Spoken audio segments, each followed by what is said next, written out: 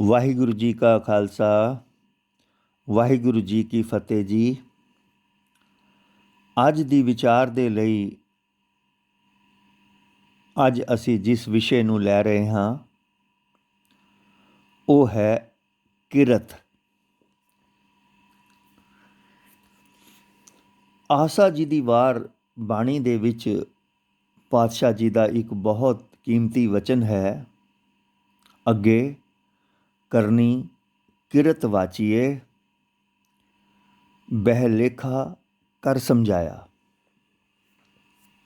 ਅੱਗੇ ਦਾ ਅਰਥ ਹੈ ਪਰਲੋਕ ਵਿੱਚ, ਧਰਮਰਾਜ ਦੇ ਦਰਬਾਰ ਵਿੱਚ। ਪਾਤਸ਼ਾਹ ਕਹਿੰਦੇ ਨੇ ਕਿ ਅੱਗੇ ਕੀ ਵੇਖਿਆ ਜਾਏਗਾ? ਅੱਗੇ ਦੋ ਹੀ ਚੀਜ਼ਾਂ ਵੇਖੀਆਂ ਜਾਣਗੀਆਂ। ਪਹਿਲੀ ਤੁਹਾਡੀ ਕਰਨੀ। ਕਰਨੀ ਦਾ ਅਰਥ ਹੈ ਤੁਹਾਡਾ ਕਾਰ ਵਿਵਹਾਰ, ਤੁਹਾਡੀ ਕਮਾਈ ਅਤੇ ਤੁਹਾਡੇ ਕਰਮ।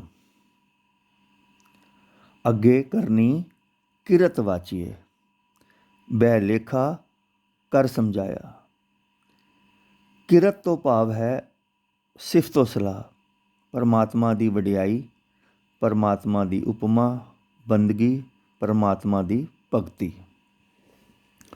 ਪਾਤਸ਼ਾਹ ਦੱਸਦੇ ਨੇ, ਪਾਤਸ਼ਾਹ ਸਾਨੂੰ ਸਮਝਾਉਂਦੇ ਨੇ ਕਿ ਅੱਗੇ ਤੁਹਾਡੀ ਰੱਬ ਦੀ ਸਿਫਤ ਸਲਾਹ ਰੂਪੀ ਕਮਾਈ ਹੀ ਕਬੂਲ ਪੈਣੀ ਹੈ।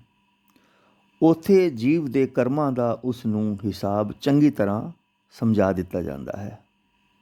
ਯਾਨੀ ਕੋਈ ਵੀ ਬੰਦਾ ਅੱਜ ਜਿਸ ਵੀ ਪਦਵੀ 'ਤੇ ਹੈ, ਜਿਸ ਅਹੁਦੇ 'ਤੇ ਹੈ, ਜਿਸ ਤਰ੍ਹਾਂ ਵੀ ਹੈ, ਜਿਸ ਜਗ੍ਹਾ 'ਤੇ ਹੈ, ਜਿਸ ਰੂਪ ਵਿੱਚ ਹੈ, ਉਹ ਸਭ ਉਸ ਦੀ ਪਹਿਲੀ ਕੀਤੀ ਹੋਈ ਕਰਨੀ 'ਤੇ ਹੈ। ਯਾਨੀ ਬੰਦਾ ਜੋ ਵੀ ਅੱਜ ਕਰ ਰਿਹਾ ਹੈ ਉਹ ਇੱਕ ਐਸੀਆਂ ਲਕੀਰਾਂ ਨੇ ਜੋ ਬੰਦੇ ਦੇ ਮੱਥੇ 'ਤੇ ਜ਼ਰੂਰ ਲਿਖੀਆਂ ਜਾਣਗੀਆਂ। ਭਾਵ ਅੱਗੇ ਜਾ ਕੇ ਬੰਦੇ ਨੇ ਕੀ ਬਣਨਾ ਹੈ ਉਹ ਉਸ ਦੇ ਅੱਜ 'ਤੇ ਹੈ।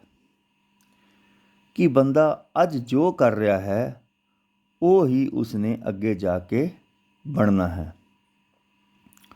ਅਗਰ ਬੰਦੇ ਦੀ ਕਿਰਤ ਚੰਗੀ ਨਹੀਂ ਹੈ, ਪਵਿੱਤਰ ਨਹੀਂ ਹੈ, ਬੰਦਾ ਕੀਰਤੀ ਨਹੀਂ ਕਰ ਸਕਦਾ, ਰੱਬ ਦੀ ਇਬਾਦਤ ਵੀ ਉਹ ਬੰਦਾ ਨਹੀਂ ਕਰ ਸਕਦਾ।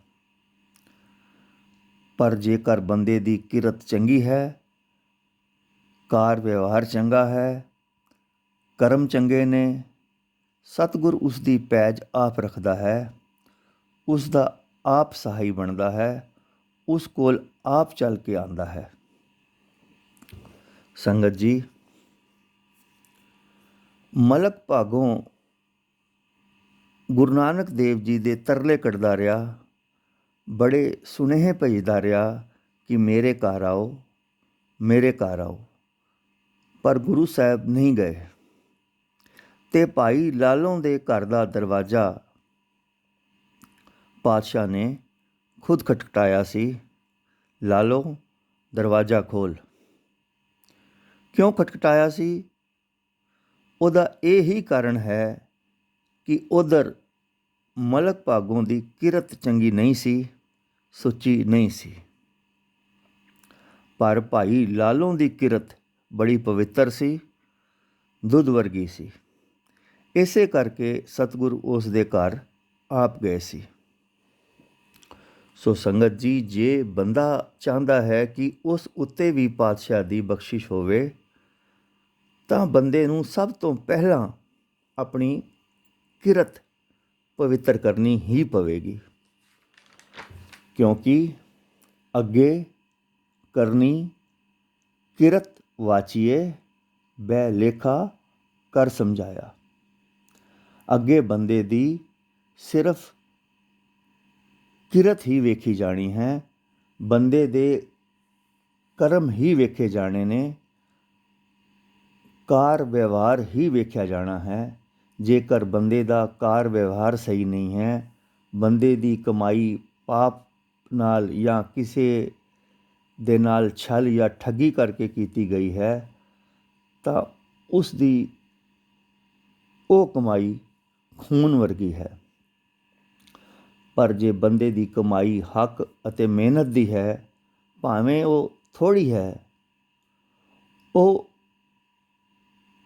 ਉਸ ਦੇ ਮਨ ਨੂੰ ਵੀ ਪਵਿੱਤਰ ਕਰੇਗੀ ਅਤੇ ਉਸ ਦੇ ਤਨ ਨੂੰ ਵੀ ਪਵਿੱਤਰ ਕਰੇਗੀ। ਸੋ ਇਹ ਸਾਰਾ ਦਾਰੋ ਮਦਾਰ ਕਿਰਤ 'ਤੇ ਹੀ ਹੈ। ਜੋ ਵੀ ਬੰਦਾ ਅੱਜ ਖਾਂਦਾ ਹੈ,